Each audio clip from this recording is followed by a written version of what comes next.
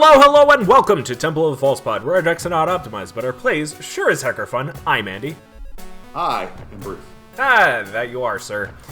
We are between season 9 and 10, I believe. This is like a little mini episode.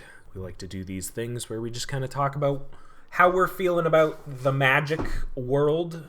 We like to bring up cards that we wouldn't be able to dive deep into otherwise. Right? That's right.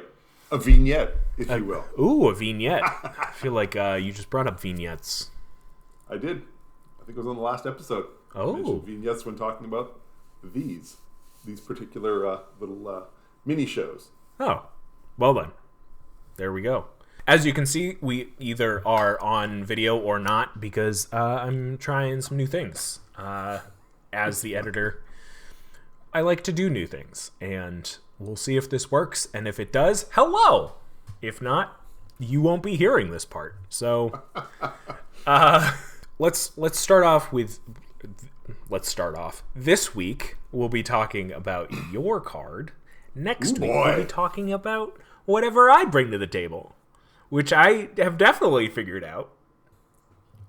So, let's get into this. All right, so I'm going to jump right in. Oh, please do. Most of the time when we do this, I pick a card. And because I've got a handful of decks and a number of pet cards, I've been able to use a little pet card every time. So I'm going to do that again, and we're going to talk about Hearthstone. For those of you not watching, Hearthstone is a 3-mana artifact. It says, activated abilities of creatures cost 1 less to activate. This effect can't reduce the mana in that cost to less than 1 mana.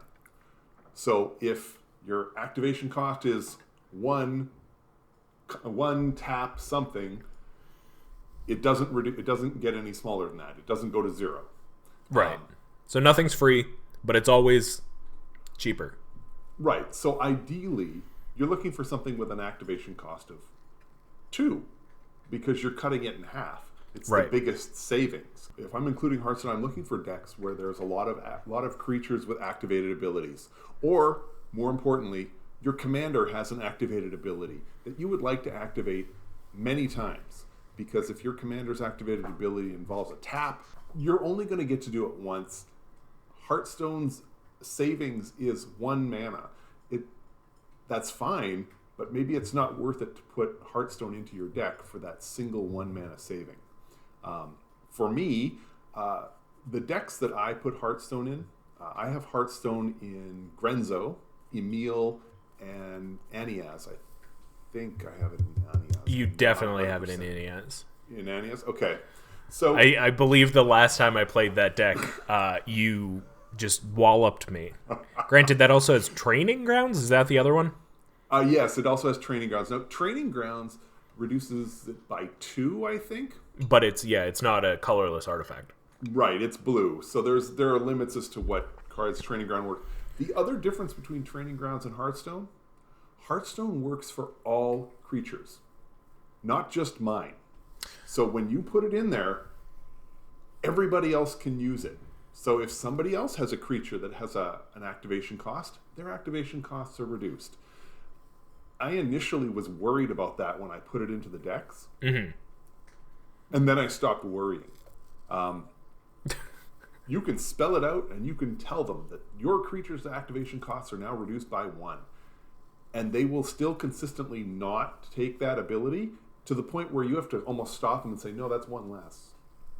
Because of Hearthstone. I know. It is so easy to forget it. You watch your opponents and they're sitting there working out the math to figure out how many times they can activate something. And then it's not until as they're going through it when they realize, oh, I can activate this many more times because I'm getting one less. The thing I always forget too, because when I do remember it, I guess infrequently, is that I want it to work on more than just creatures. Like, it doesn't work for enchantments, it doesn't work for artifacts, but it's just creature abilities. So. Which makes sense. It's called Hearthstone. Yes. But, I mean, there are a number of restrictions on the card, and It works for everybody. This is a card from Tempest. It's old school. Everybody gets the benefit. So you take a bit of a risk when you do this. In the end, in the right decks, that's a risk worth taking. The deck that I've had it in the longest is Grenzo, Dungeon Warden. The deck is fun to play when it goes, and you're only paying 2 mana to flip that bottom card and get something out. Hearthstone just puts that deck on overdrive. You get a Hearthstone out, and now suddenly it only costs 1 mana to flip a card. If you've got 7 mana out, I get really close to the point where I stop looking at my hand, because it's just way more fun to just flip 7 cards off the bottom of your library than it is to play anything. Yeah, would you rather flip 7 times, or would you rather play Meteor Golem on rate? Right. I mean, it's interesting because the way I end up playing Grenzo is a lot of the times it's you're playing it as a control deck. I'm trying to make sure that I got cards in the graveyard that I can put on the bottom so that I can flip the card and I control what's going where. With Hearthstone, I really find that it sort of shifts gears. It changes from being a control deck into a deck that just, I'll flip blindly. Because the cost is so little, even if only 40% of the cards in that deck are creatures, I mean, it means I'm going to hit a creature at least every 3rd card, probably more frequent, even just a little bit more frequently than that. So, yeah, I get five flips. I'm probably flipping two creatures, and that only cost me 5 mana as opposed to without Hearthstone when it costs 10. Hearthstone is just wonderful for this sort of thing, and it's a card that's often forgotten. I rarely ever see this card in anyone else's decks. It's not as though it's hugely expensive either. Yeah, it's sub $5, which is like my cutoff. So I'm surprised I don't play more of this. It's also not, surprisingly, it's not a reserve list card. No. I feel like we could see a printing, but I doubt it. Right, because it's been printed in Stronghold, and it was printed in a Slivers deck. Oh yeah, and I get that there were a lot of Slivers that have activated abilities that are colorless. That's the other part. If it's 1 black mana is the activated ability, this doesn't reduce it by 1. It reduces by 1 colorless mana. So you really want to keep that in mind. I don't know. It just takes decks and spins them up. Emil costs 3 to flicker one of your creatures. Okay, well now it only costs 2. It just makes things ridiculous. It shifts the careful math that Wizards has done when they created the card and turned it into something else entirely. I love Hearthstone, and I run it in a lot of, I run it in those 3 decks, and there are other, it's not even just the commanders in those decks that can take advantage of this. There are so many other cards that work well with this as well. What's her name? Morphs work well with this. Yeah, Olivia. Oh yeah. Oh yeah. Get out of here. The old school Olivia, where it was 1 and a red to do 1 point of damage to a creature. Well, now it's just 1 red. And I believe you have Olivia in that. Olivia is in that. Yeah, that Grenzo. It's in Grenzo. Deck. Yes. Because the second ability for Olivia allows you to take a creature, and I think that costs 5 mana. Yeah, it's Olivia Voldaren, red, black, and 2 for 3/3, flying. First is 1 and a red, so with Hearthstone, just a red. It deals 1 damage to another target creature. That creature becomes a vampire in addition to its other types, and Olivia Voldaren gets a +1/+1 counter. Cool. Right. The second is 3 black, so with Hearthstone it's 2 black, so just 4 mana, and 5 total if you use both things. Gain control of target vampire for as long as you control Olivia Voldaren, which she's also creating or making things vampires. For 5 mana, just stealing something, as long as you have this creature, is pretty powerful. Yeah, and it's at instant speed. Yeah. So, at the end of my turn, I've got 5 mana with Grenzo and Olivia out. Okay, do you want to flip 5 cards off the bottom, or do you just want to take somebody's creature? that's, both options are valid. This card is just it's so much fun. It just makes things go crazy. And I know that we keep these short, so I'm going to wrap it up with a quick warning. While this cannot reduce an ability's generic mana cost to less than 1, I haven't talked about ways to abuse this in loops. There are plenty of ways to reduce a mana cost by 1, which then turns around and creates an infinite loop of mana. I don't run any of those.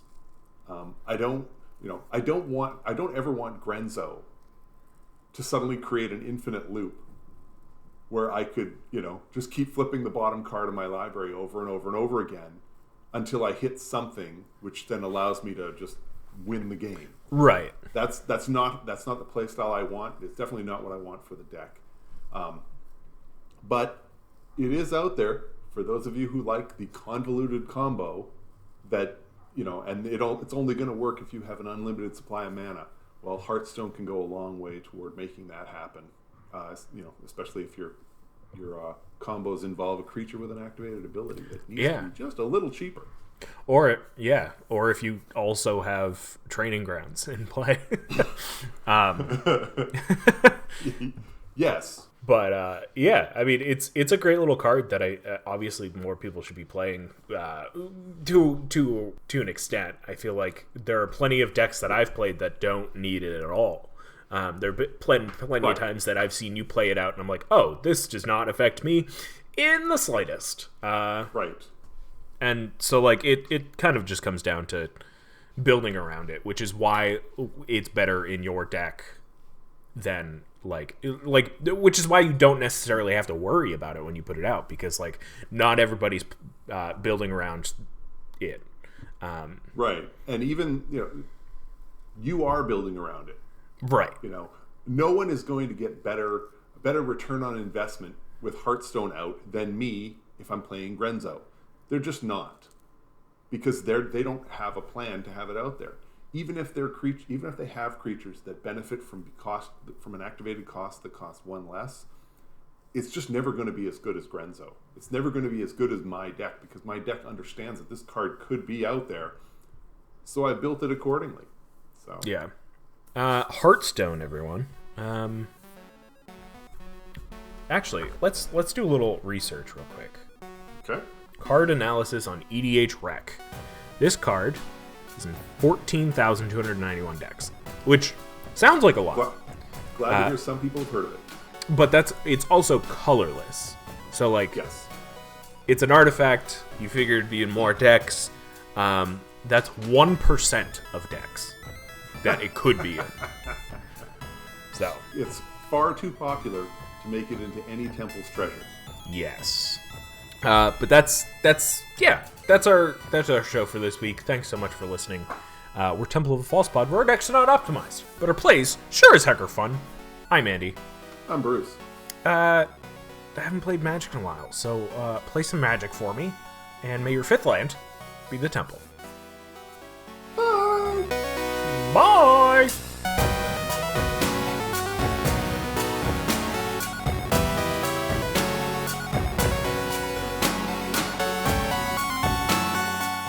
Hey everyone, Andy here. Thank you so much for listening to this episode of Temple of the False Pod.